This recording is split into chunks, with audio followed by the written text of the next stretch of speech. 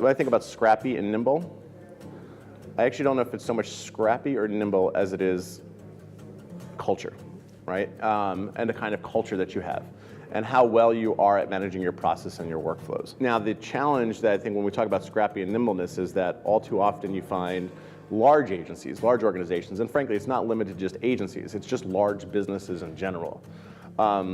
Because one, they're either tied to a lot of bureaucracy or legacy processes and ways of doing things, it's very challenging to turn the big ship, right? And it takes a long time to kind of turn that ship.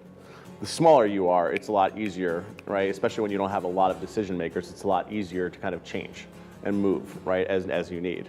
And that's why when I think about a culture of innovation, a culture, if whether you're small, medium, or large company, doesn't even have to be an agency, company. If you focus on creating that culture of innovation, right, you start with that as your framework, and then from there you figure out, what does that process and workflow look like? How do we actually drive innovation? What are the types of services we're going to be offering? Where are we going to kind of create value?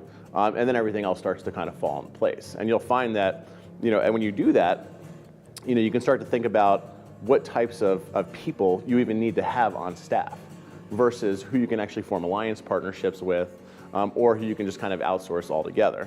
And that in itself helps you to kind of create that level of efficiency that you might want to kind of categorize as kind of scrappy, right? Because it just means that you're able to kind of get things done quickly and efficiently.